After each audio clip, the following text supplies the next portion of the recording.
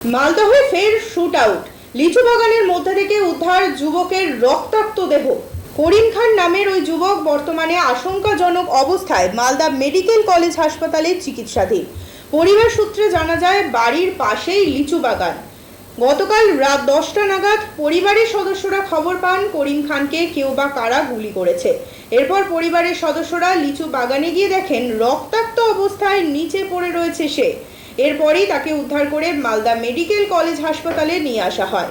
তবে কে বা কারা আচমকা গুলি করেছে কিছুই বুঝতে পারছেন না পরিবারের সদস্যরা। প্রতিবেশীরা জানাচ্ছেন কালিয়াচকের মজমপুর কয়েক মাস ধরে শান্ত ছিল, কিন্তু নতুন করে কেন এই উত্তেজনা তা বুঝে উঠতে পারছেন না পরিবার সহ স্থানীয়রা। চলছে তদন্ত। কালিয়াচকে আবার শুট আউটের ঘটনা। একজন বাগানের মালিককে বাগানের পাহারা দিচ্ছিল, তাকে সেখানে গুলি করা হলো। সাধারণ মানুষের উপরে আঘাত এলো।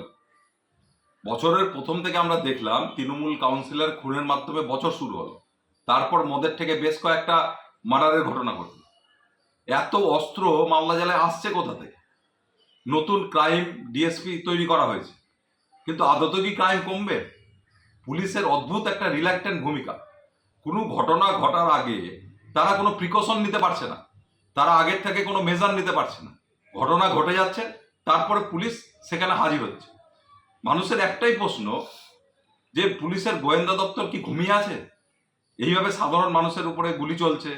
আজকে বারবার মালদা জেলায় এত ঘটনা ঘটলো, এত অস্ত্র মালদা জেলায় এলো, তো পুলিশের ভূমিকা কি? জনসাধারণের মনে একটা প্রশ্ন উঠছে। তো সাধারণ মানুষের নিরাপত্তাই নেই সারা জেলায়। কি শুনতে পেলেন? কি শুনতে পেলাম কি সন্ধ্যাটা গুলি করে দিয়েছে গ্রামে। তো খবর পেয়ে আমরা গেছিলাম ওখানে, তো আমরা চলে এসেছি। ওখানে বাগিচা জায়গায় আপনার বাবার আপনার মায়ের লিচুর বাগিচা, আমের বাগিচা। কারা গুলি করলো? কে করেছে আমরা জানি না এটা স্যার। আপনাদের এলাকায় কি এরকম বরাবর ছিল না শান্ত? হ্যাঁ, আগে শান্তি ছিল, এখন ফের এমনি হয়েছে। কে করেছে এটা জানি না স্যার। আপনি আবার উত্তপ্ত হয়ে উঠছে? না, এটা আমরা বলতে পারছি না স্যার। কারা করছে এই ধরনের কাজ? আল্লাহ জানে। বললো পেয়াটা গলি লেগেছে। এখন আমি দেখিনি ভাই, বলছে কি হয়েছে আমি জানি না এটা স্যার। কি বললা গেছিল? আপনারা কি চাইছেন? শান্তি করো দেশটাকে। কি কি এটা করেছে? আপনার নাম? আমার নাম রেবা, রেবা বিবি। কি শুনলেন?